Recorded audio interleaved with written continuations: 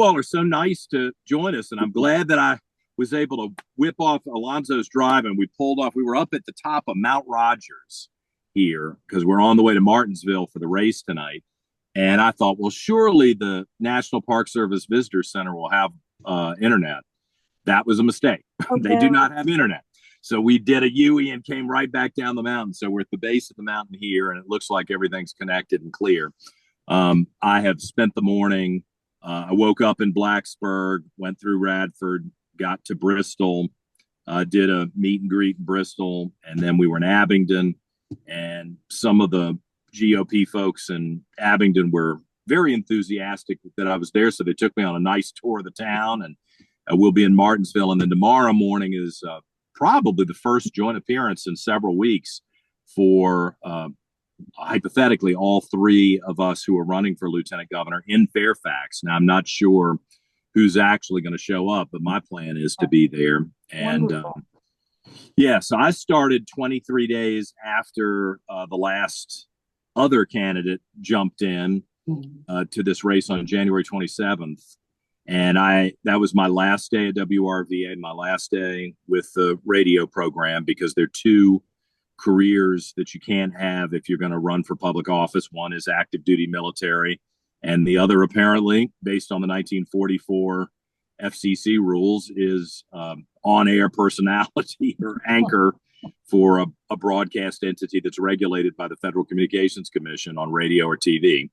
So I wouldn't say it was a tough decision, but it was a big decision to leave the radio station and jump into this race, because that was my last paycheck that day. And people have been really supportive of me investigating whether I make this thing happen and carry it across the finish line for the primary on June 17th, and then be the standard bearer for the party. And when I talk to folks in person, I usually do about 5 minutes and just tell you a little bit about my background if you didn't get to listen to me on WRVA.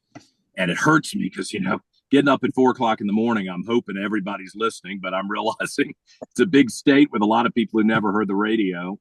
So I'll tell you a little bit about who I am and what motivated me to get in the race, and then why I think I can help us win statewide for the whole ticket. And I should preface this by saying, as much as I want to be the lieutenant governor, I think I'll do a good job presiding over the Senate and hopefully helping drive the agenda. The number one goal this year has to be getting a Republican in the governor's mansion. And you saw these headlines the last 2 days where Glenn Youngkin has saved us once again from some really bad policies and ideas that would become law if he wasn't vetoing Democrat propositions. They're all going through if we wind up with Abigail Spanberger. So I'm not a sacrificial lamb. I don't want to play the role of a sacrificial lamb. My goal is to be the flamethrower, if necessary, in front of this ticket, who can say and engage with people in a way that perhaps the top of the ticket won't want to. I suspect that's going to be I suspect that's going to be winsome. I'm not sure whether Dave LaRock or Amanda will make their numbers. But you know what? Whoever gets this nomination for governor, I'm gonna be with them. And my goal is to go out and talk in an aggressive fashion that will illuminate some of the big issues that we're dealing with, while also bringing new people into the party. And it's what I did at the radio station, and I was, pretty successful at that. I was pretty successful doing that at the television station 20 years ago at WRIC when I was the anchor at the ABC station.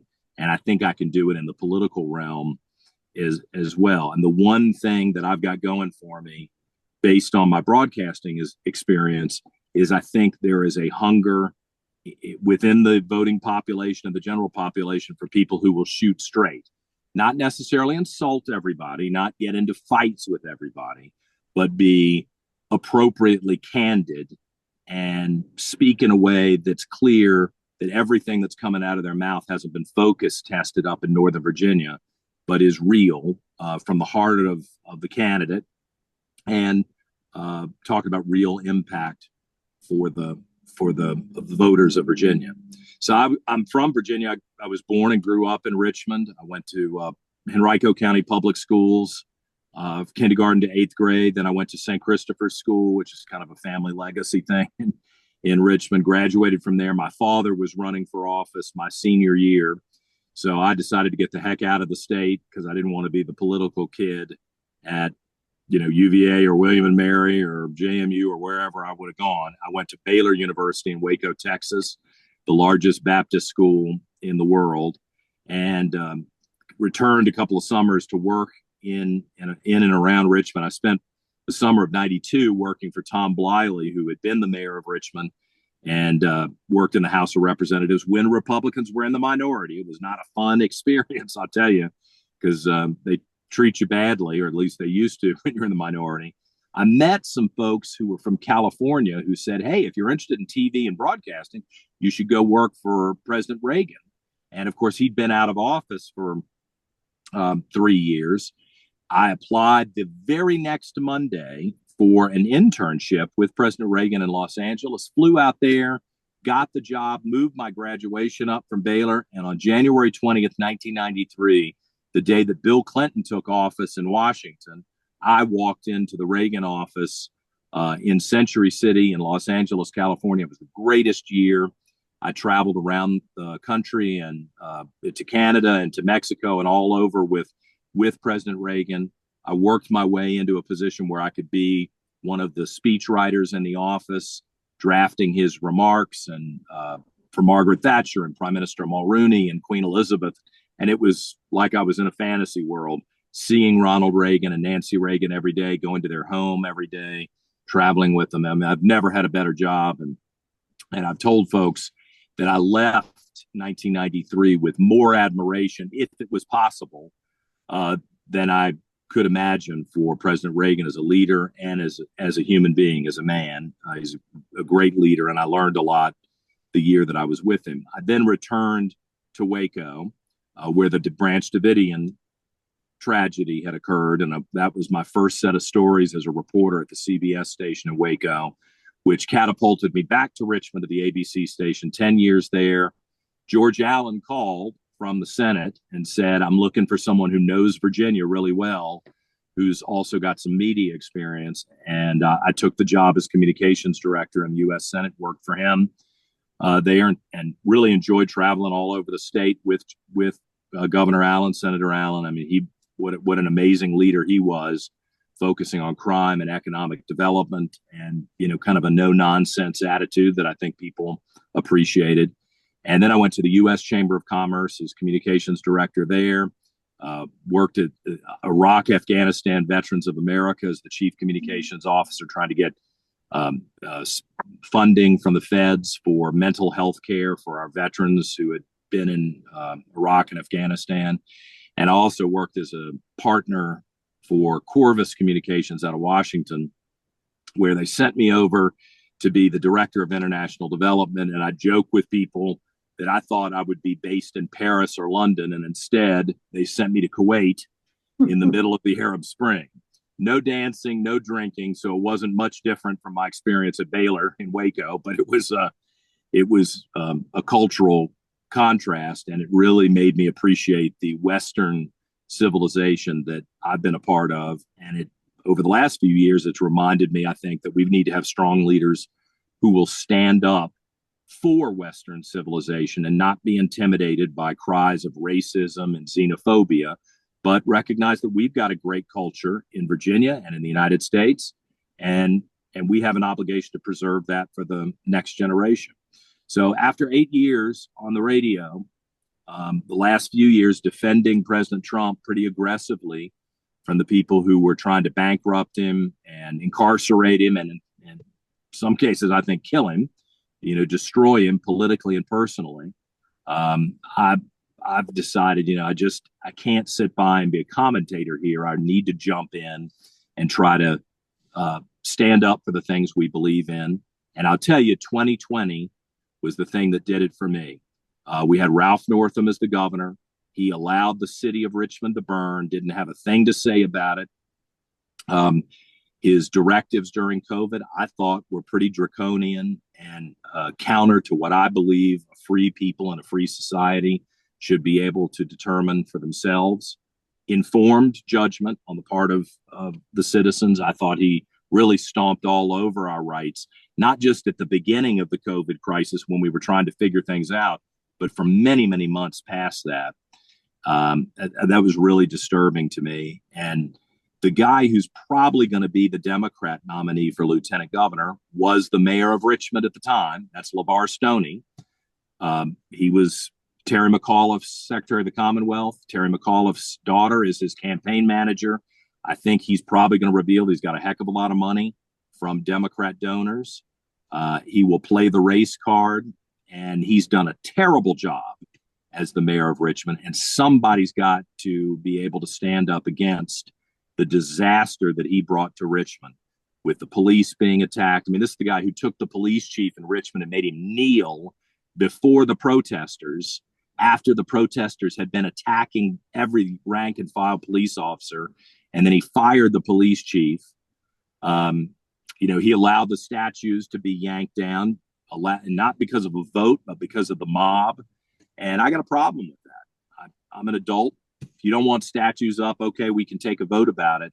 But for the mob, the radical leftist mob, to be making those decisions is completely unacceptable. And I don't like to speak ill of Republicans, but I will tell you, I think there were a lot of Republicans who were also very scared of being called racist, and they weren't vocal enough in 2020.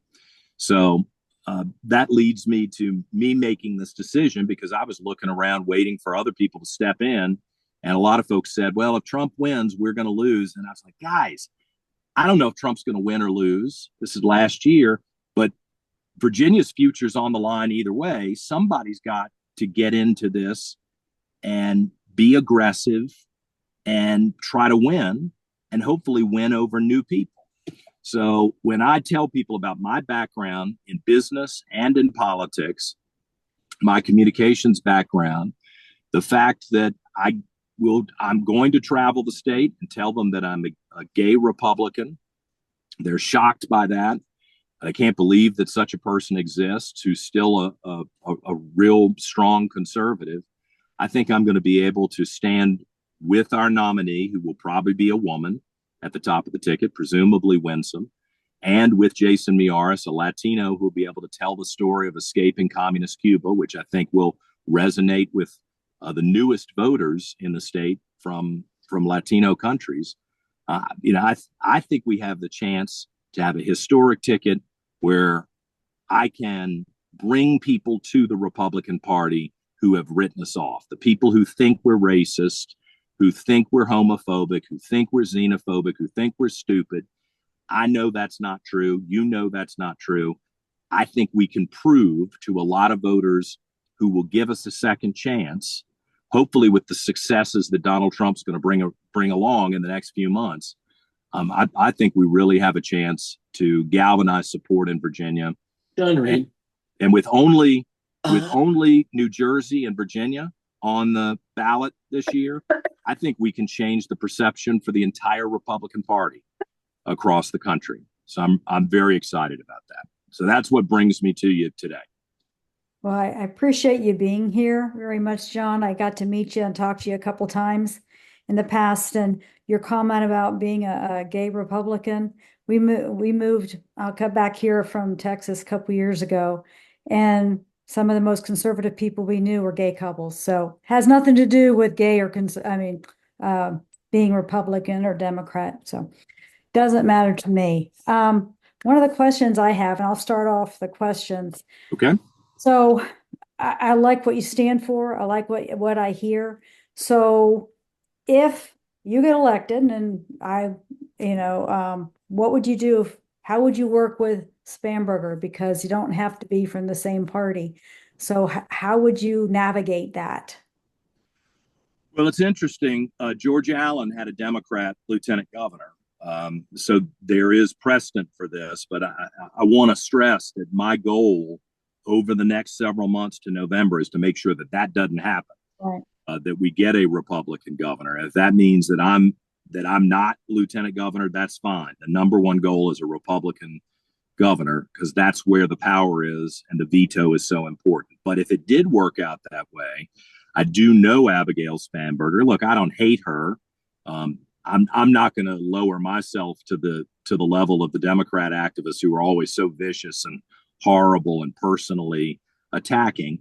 She is not a moderate. She has fooled a lot of people in my county because she was my congresswoman for a while. She's fooled a lot of people into thinking that she's the nice lady next door and is a moderate, just slightly left of center. And fortunately for us, we've got a lot of votes from her time in Congress and her alignment with Nancy Pelosi that I think will illuminate kind of the radical position she's taken, including on men and women's sports. I mean, if we're going to elect a woman governor, I think this is a potent discussion for us to have this year about that issue. And she's going to try to climb into the governor's mansion claiming that she's a champion for women's rights, while she has stomped on people like my sister, who was a student athlete in high school and college. And I'm not afraid to bring that up. I think a lot of other people are very anxious and nervous about that. I'm not afraid to bring that up. If I were to wind up in that situation where she was the governor, I suspect that she wouldn't want to have much to do with me, which would then free me to be the spokesperson for our conservative principles. And can I tell you, when the shooting happened in Richmond at the high school graduation, I don't know if you all were tracking on this story up in Northern Virginia, but we had a high school graduation at the big theater in Richmond, and it was a territorial dispute, a long-running feud, and unfortunately, the people who run the Richmond public schools really don't know how to manage the type of students they're dealing with.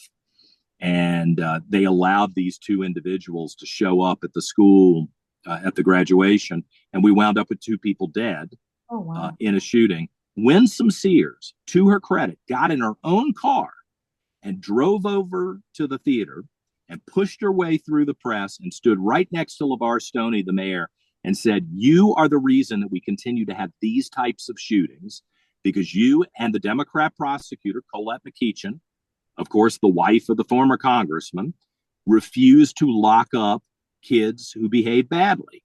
You have so much empathy for the criminal that you're creating more victims." And I called Winsome, which was probably inappropriate, and said, "Good for you. This is what we've got to do, is hold these Democrats accountable when these types of horrible things happen." And that is exactly what I intend to do in this role. I don't get to introduce legislation, but I'm going to make sure people know about the successes of the Republicans and the failures of the Democrats. Okay, thank you. Hey, Scott, since you have to leave, do you have questions? Well, thanks very much. I'm just getting out of the car, and so before I go into the lodge here, yes. Thanks very much. And John, I loved your Reagan stories. I had the privilege of meeting him back in 1973, and still have his autograph. Oh, well, great. Let me ask you this: as I mentioned to you when we met, I enjoyed so much, especially your featured interviews with governors, as well as your Governor's Week. Thinking back to those interviews for a moment, are there any leadership from any of those governors or any of those issues that come to your mind that you think could be helpful to you, along with anyone else in public office who may have inspired you? Thanks for any thoughts. Oh, yes. Well, one of the people who actually is inspiring me on this campaign is don't fall out of your chair, is Doug Wilder. That's great. Who I'm going to be interviewing live on stage on April 15th in a couple of weeks. I started this group called the Virginia Council, and he's our next guest at the Virginia Forum, where he will present for about 40 minutes, and then I get to do a 30 or 40 minute interview with him. But Doug Wilder was in a similar situation. I shouldn't compare myself to Doug Wilder. I get in trouble for that. But I think Doug Wilder was also traveling the state with people telling him, like they have told me, outside of the cities, no one's going to like you. You're tainted goods. you're going to embarrass yourself. And Doug Wilder said, no, I'm going to travel around the state, and I'm going to talk to people, and I'm going to let them hear what I think. And I'm going to try to win enough votes to become the next lieutenant governor of Virginia and governor of Virginia. So he went to every county in the state, every town in the state over the course of the election period. And I am well on my way to doing that too. I started last year. I think that's important. And you know, one thing I found out today, this is my 4th visit to Southwest Virginia, and the people in Southwest Virginia feel neglected. I don't know how people feel in Front Royal or Winchester, but you know, people feel neglected. And I think that it's incumbent upon those of us who want to serve and lead to spend this time talking to people who are kind of under listened to. And I do a talk show, or did do a talk show, but I'm a pretty good listener. And today at lunch, I just sat and listened to people talk about, you know, business development that's worked and business development that's failed. And I want to do that. And that's one of the questions I'm going to ask Doug Wilder in 2 weeks, is to tell me the best stories that he recalls from that journey. And then I'll also say George Allen was somebody who really has influenced me to say what needs to be said. I think that there's this consultant class in Virginia, and quite frankly, across the country, and they make a lot of money telling you how to be neutral about everything. Don't say anything that's going to upset anyone. Don't really push the limit. I'm not interested in spending my time, my career. This is going to cost me a fortune if I get this job. I'm losing some things by doing this job. The reason I want to do it is to move the needle back towards what I consider to be common sense, principled conservative leadership in the state. And it doesn't do me or you any good to have some blasé, middle of the road guy who's not willing to actually articulate what we believe in. And as I prayed over this to make the decision about whether to run or not, I thought of George Allen. I thought of other people who've been brave enough to actually say what is on their heart and what they think, not in a dumb way, not in a way that drives people away, but in a way that brings people to the party. And I have every intention of doing that. And I gotta believe, based on my experience in broadcasting, that there's just a certain appreciation.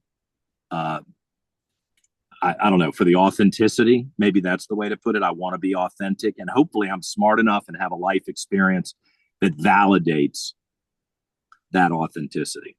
Those are two that I can think of. Well, thanks. That's a great answer. And if I can just add, Rhonda, John, I think Doug Wilder is a great example. I've enjoyed knowing him since 1983, and called in when he was on. I think I told you, called in when he was hosting your show. Oh, good. And I can tell you, I know what his opinion is of the former mayor. So yeah, but I think you would be a terrific successor to him in the opportunity to be lieutenant governor and preside over the Senate. Thanks so much. All the best. Thank you. I appreciate you joining me today. Thank you. I'm glad to see you. Indeed. Thank you, Rhonda. Okay, anybody have questions? You can ask a hard question. Yeah. I'm a little better than Karine Jean-Pierre at the old Biden White House, so I'll manage if you throw me a hardball. I don't know about a hardball, but I'm curious as to whether or not you have a digital media presence beyond TV and radio.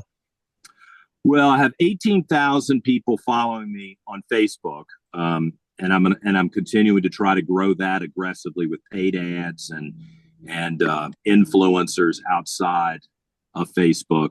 I avoided Twitter back in the bad old days when Jack Dorsey was running it. I'm back now that it's X, trying to grow that audience. And I think once I'm the nominee, that audience will grow pretty quickly. I am pretty frequently a guest on Newsmax and News Nation. I suspect that I'm going to make the cut, whatever that means for Fox News.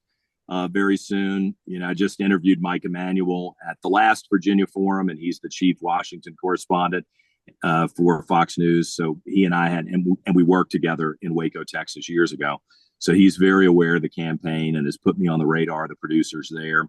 So I am also, oddly, it doesn't happen very often these days. I'm 54 years old, so I'm also the youngest person running in this race, which is great because I do have a strong appreciation for that digital social media component that I don't think that we have utilized very well as Republicans across the state.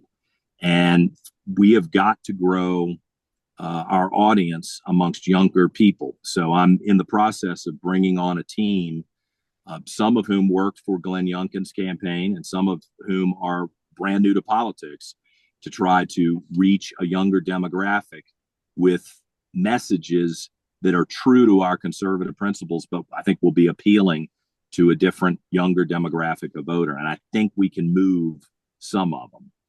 And let's be honest, this is going to be a tight race, I think. I don't think it's going to be a blowout either way. Governor Youngkin won by less than 1%. And we've got to stay engaged with a lot of different communities in order to make sure that we get that 51% and win this year. And I think that a social media presence, a robust presence, is important. Like doing town hall meetings like this one.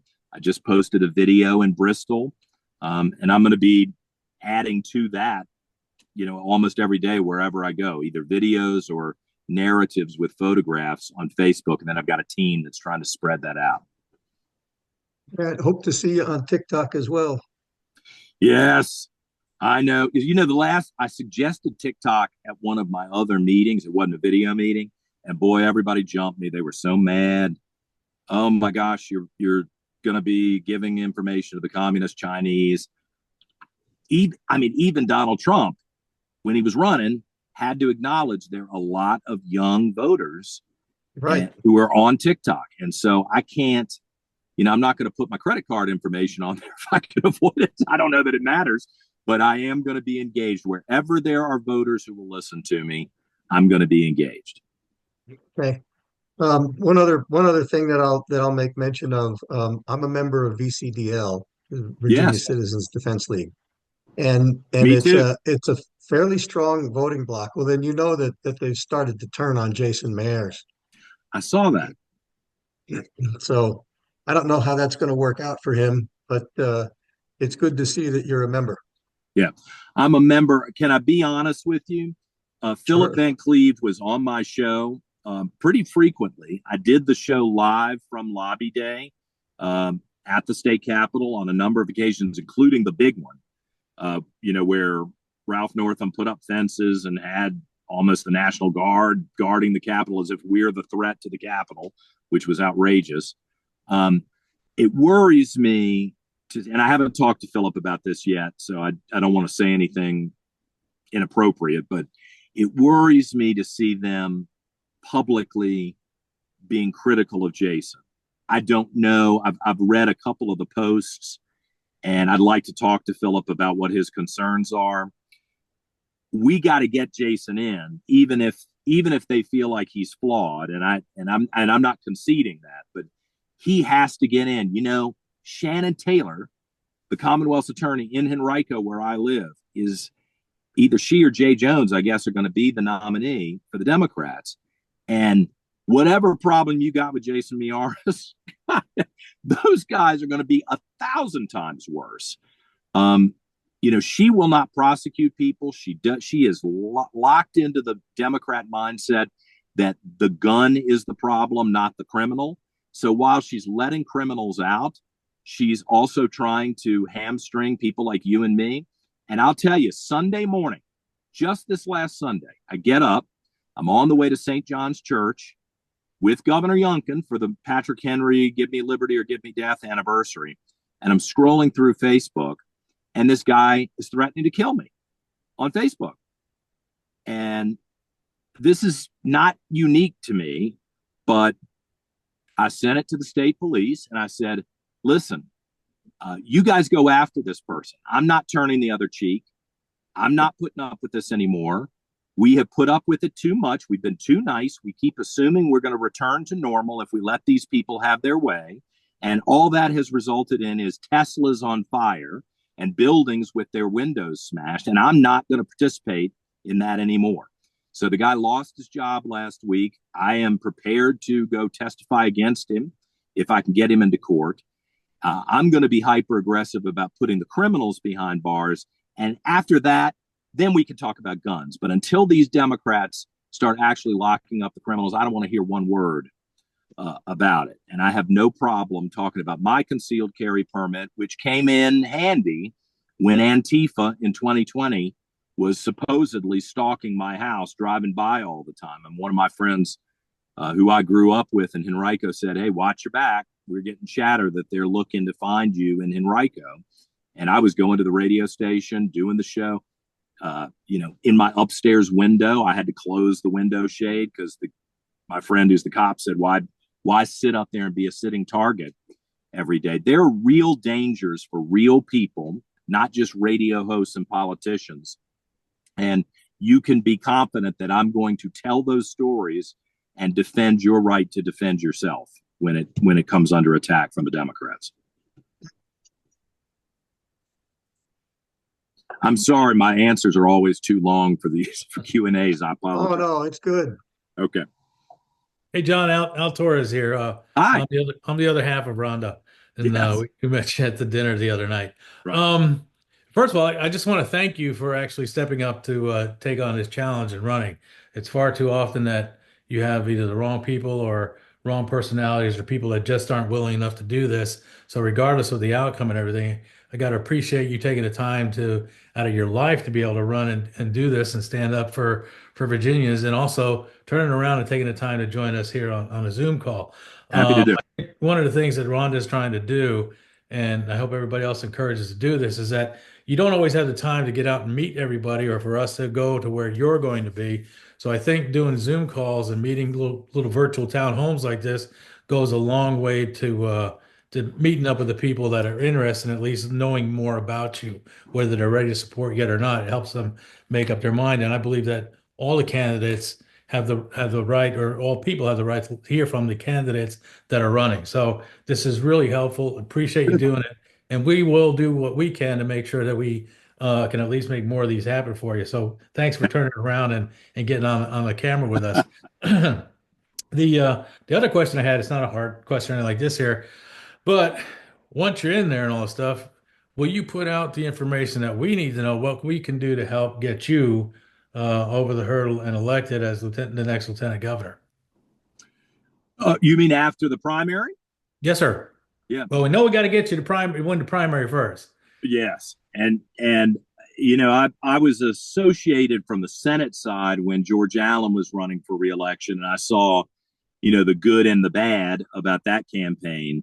I have volunteered on a bunch of different campaigns and then been a consultant in a couple of different capacities over the years for people who were running, including some of my friends who wanted to run for different roles. And I think where you get into trouble if you're a candidate is if you start to disappear, if you're not constantly communicating with your core constituency, your base voter. So yes, I do anticipate that there'll be at least one weekly newsletter, not just begging for money, but with information about, the issues that are potent. And it's similar to what I was trying to do on the radio station. I wanted anyone who listened to me for 4 hours every day to be able to cut the radio off and then go out and maybe not get into a debate with people, but at least hold their own if they were interacting with people who were either, how do I put this polite, uninformed or belligerently angry from the left. And I see my role as a candidate in much the same way, that I've got to be able to communicate with this core constituency of Republicans to push back on the lies. And I want to warn everybody here. I'm expecting a whole bunch of garbage to come out to try to damage me. And some of it is so predictable and so gross. And some of it's already started to happen. I mean, I did a Newsmax hit maybe, I mean, I hadn't announced yet, so it was probably December, late November, December of last year. And apparently there are these Democrat teams that watch Newsmax, News Nation, and Fox, and anyone who's new on the air, they just try to make their life hell so that they'll never go on again. I mean, I guess assuming that you're a decent spokesperson. Well, they did that with me. Within an hour of me being on the air, there were all these nasty posters calling me names. I can't even repeat the language in public that they were using. I mean, the F word and, the two F words and just every slur that you would make, in some cases against a gay man, but in other cases just against a Republican and a Trump supporter. It was gross. So I called my mother and said, don't get on the internet. We're going to take care of this. I called Alonzo's mom. I said the same thing. That's kind of embarrassing to have to do that.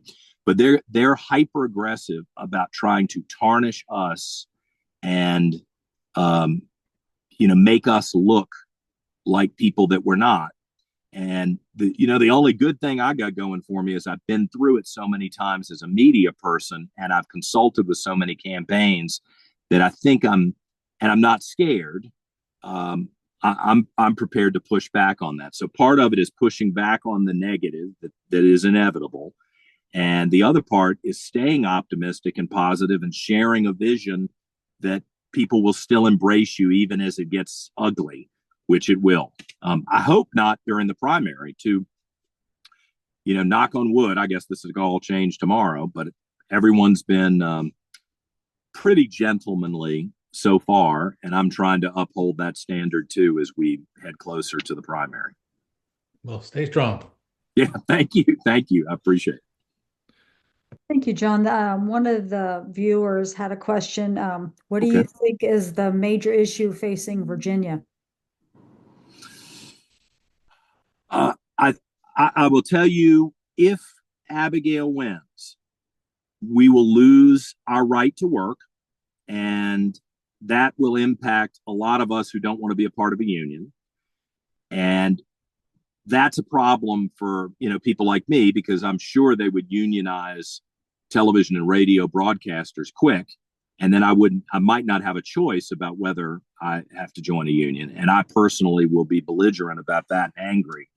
But the reason that matters is that businesses that are trying to decide whether to come to Virginia or North Carolina or South Carolina or Texas or Florida or Tennessee, I was just there standing on the edge of the Tennessee line, will be off the list for those expansion businesses or, the corporate headquarters of these businesses.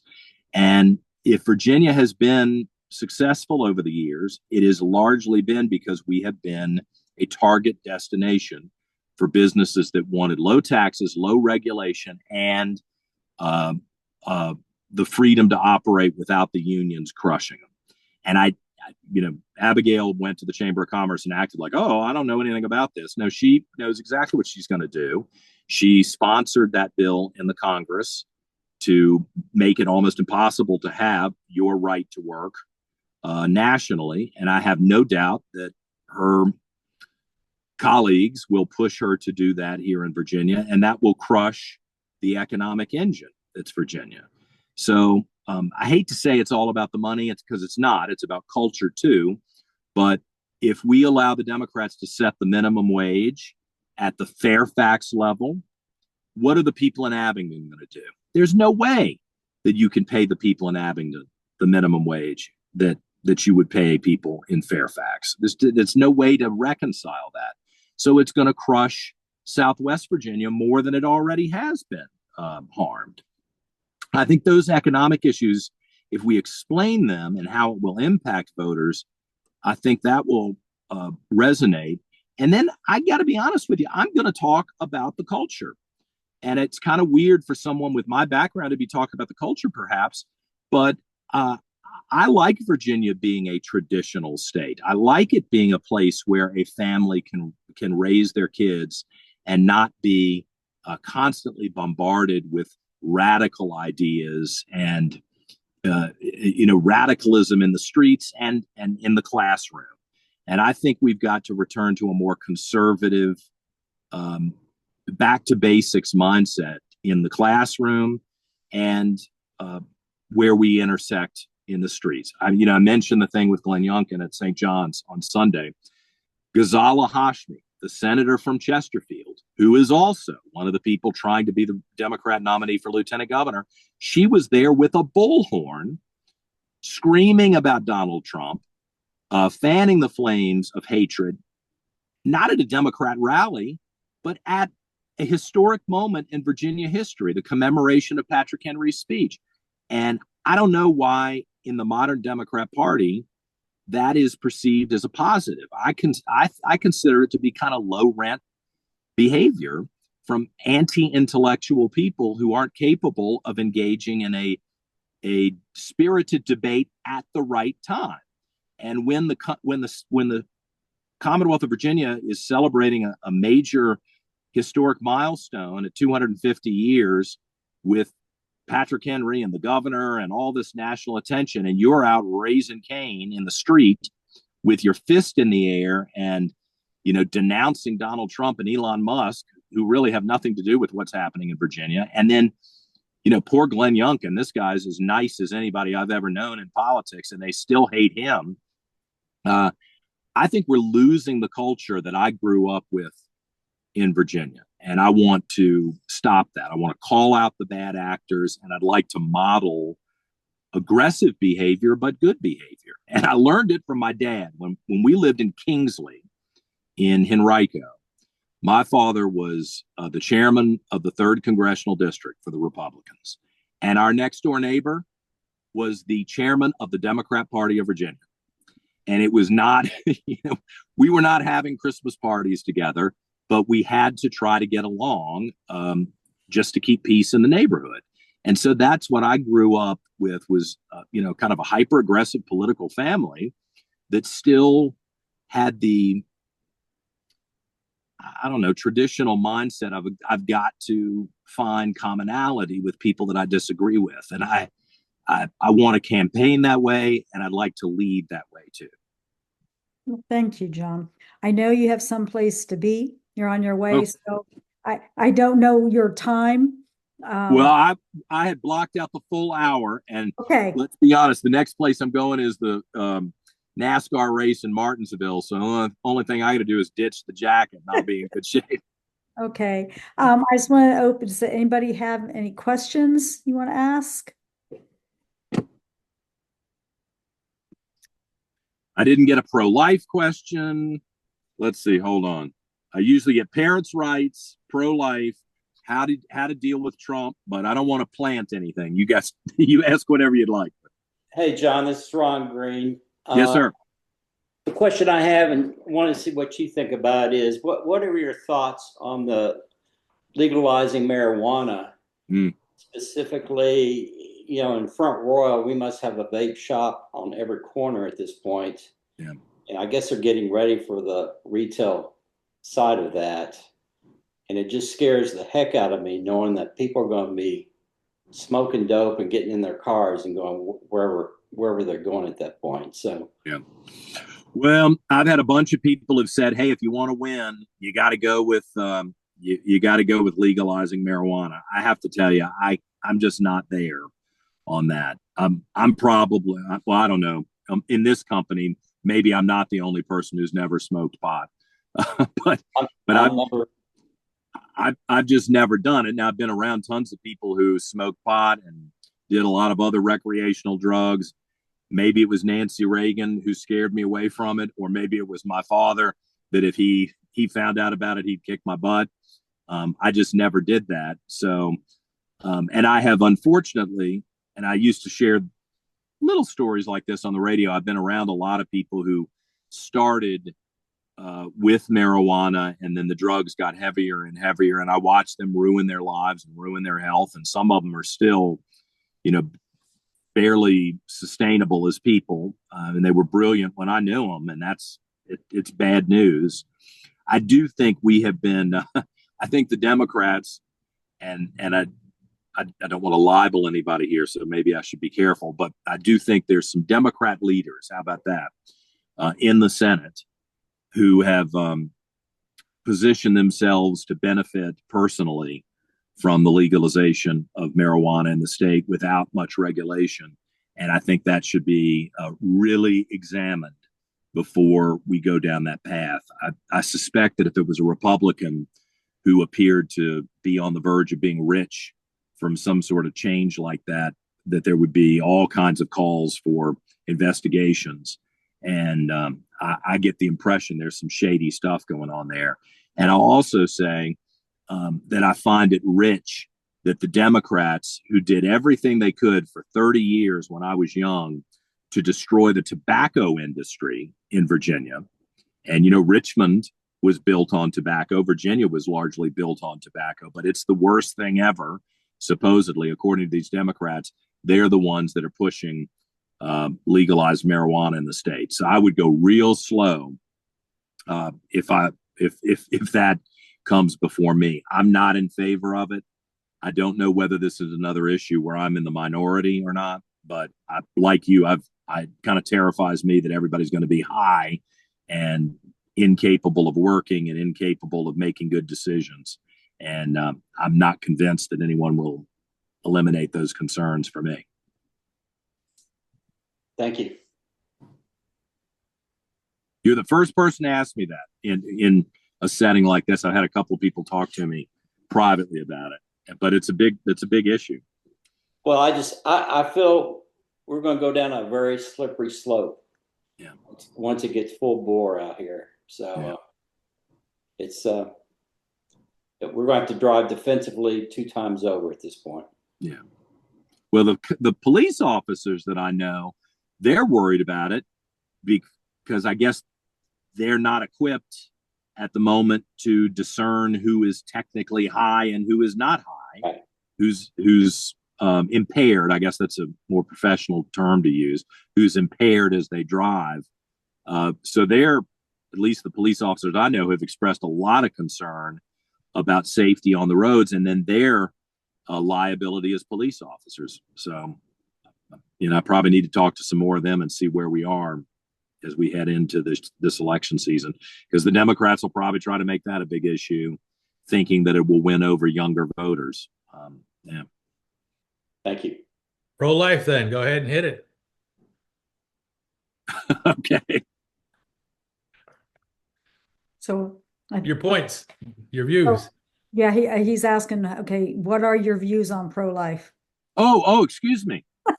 On pro-life. Yeah, I'm pro-life. I think that I am in the minority in Virginia.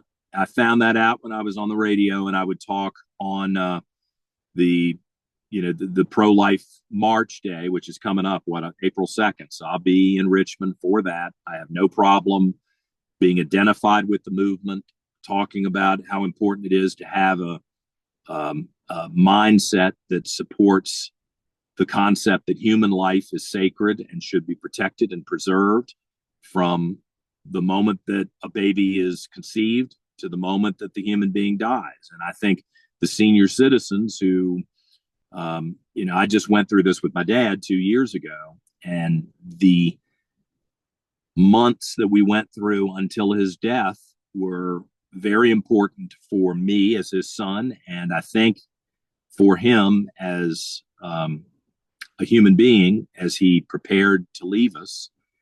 And I can only imagine, based on what Rahm Emanuel's brother has said, Ezekiel Emanuel, I guess, when he said that, once you hit what did he say, 70 years old, 75 years old, that you become a net negative on society, that there'll be an additional push to try to essentially, they'll call it euthanasia, but an execution of senior citizens, because they're going to drain a lot of resources. And I think also that the criminality and the brutality of this younger generation, where somebody says something about somebody's family member, and the next thing you know, they pull a gun and blow their brains out in broad daylight on Broad Street in Richmond, is largely a part of the new recalibration in our society, where we don't value human life. You go kick a puppy dog, and everyone has an instinctive negative reaction to that, and you'll be lucky if you make it to the jail. They will take mob vengeance on you for harming a puppy. But suggest that day of birth abortion is wrong, and you got a lot of people who take umbrage to that. And I think we've got to recalibrate. Now, from the campaign standpoint, the Democrats think they have really backed us into a corner with this abortion amendment that they have proposed. And I'm actually very pleased that they've put it up, because it is the most radical amendment to the state constitution that we could possibly have. It has no restrictions. It is all about day of birth abortion. And the second they bring it up, that's what I'm going to talk about, is whether a 22-year-old young woman, a 54-year-old man, a grandmother, a mom now, a single male, can we not all agree that it is unacceptable to take a pair of scissors and stick it in the back of the skull of a baby moments before it's going to be born? And if they try to tell us, oh, that doesn't happen very often, then I'm going to say, well, then that should not be allowed under your abortion amendment. And you need to vote no on that amendment, because it is radical and it is inhumane and it is grotesque. And, as I have talked across the state, even the women who have been very clear to me that they are pro-choice, when I bring up that issue, they visibly wince and say, yeah, well, that's a little too much. No kidding. It's big time too much. And we should use this horrible gift that the Democrats have given us to expose that they are the radicals on this issue, not those of us who actually care about other human beings. Well, thank you for that. Going a little bit farther on pro-life, what are your views on the gender-affirming care, well, which is not gender-affirming care, but it's mutilation is what it is. And again, this is an issue where I know some Republican voters might see the gay issue as a net negative. I'm telling you, it gives me standing to talk about these issues in a way that Winsome cannot, that Jason cannot, that really, honestly, nobody else in the history of the state of Virginia will be able to talk about, because unfortunately, I've been around this stuff for 30 years. And I have witnessed a lot of people who are very confused, not about their sexuality necessarily, but about their identity. And it has manifested itself in this bizarre trans concept, which I quite frankly think is being pushed by the medical community in a really crass way to make money. I mean, I'm disgusted to reach that conclusion, but I think that is true. And, anybody who's over the age of 18, I will counsel you against mutilating your body. But you know what? It's your body. You're over the age of 18. You can do what you want. I can't police everyone. I want to live in a free society. So I'll tell you what I think, but you got to make your own decisions. But under 18, I really do think it is outrageous that any responsible adult would consider allowing a doctor or a parent to chemically castrate or physically mutilate a teenager. And, I went through a rough series of years when I was a teenager, in part probably related to the issues that I was dealing with. And it sickens me to think that if I had gone to a counselor or a doctor or a well-meaning adult when I was 16, that they might have even thought of suggesting something as grotesque as, do you think maybe I like Broadway musicals? So, okay, that's a big stereotype, right? And it's one that's true with me. If I showed up and said I like Broadway musicals, would they somehow suggest that I'm a woman or I should contemplate that? I mean, that is sick to put your kids in that situation. And I'm going to speak out about it regardless. I've spent the last couple of years really being one of the preeminent voices speaking out against it on the radio. And as a candidate, you can bet I'm going to keep talking about it. It's outrageous. Now, they hate me because of that. The gay community is very angry with me about that. And I regret that they have this attitude. But I think they've kind of been hijacked by the leftists and by the Marxists, who are doing everything they can to undermine the pillars of a stable society. And what could be more debilitating for a stable society than having a bunch of young people who don't know whether they are a boy or a girl? I mean, that is something that we shouldn't even be debating. And somehow we have come to a place where we are, but it doesn't work with me. I appreciate that. I mean, personally, I think I don't see the gays and trans Me either. transsexuals in the same light. To me, they're either. two different animals, but that's my opinion. One I does don't not know. equate to the other. I don't know how we got grouped in there, and it offends people when I say I don't want to be in that group, and I think maybe we need to part ways. Yeah. A lot of people are really angry with me for saying that, but I do believe it. I think they're very different subject matter, and I think one of them, as you know, I'm not. It's not lost on me that gay people used to be categorized as mentally ill individuals. So I am loath to go out and start calling people names or say that there's mental illness. But this is a delusion. It is not factually accurate. Just because you're effeminate, okay, I can work with that. If you came to me and said I'm an effeminate male or I'm a really, masculine female, I could work with that. I'm not going to make fun of you or hurt you or harm you. And I'm going to help you live your life as you want. But this next step of you can change who you are with surgery or chemicals, and B, that I got to go along with it and you have to go along with it. Now that crosses the line, and none of us should tolerate it. And I want to give you permission.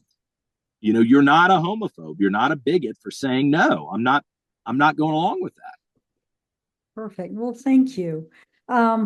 It's 5:00, and I know you got a race to get to. I don't want to keep you. Well, you want one more question? Well, does anybody have a last question?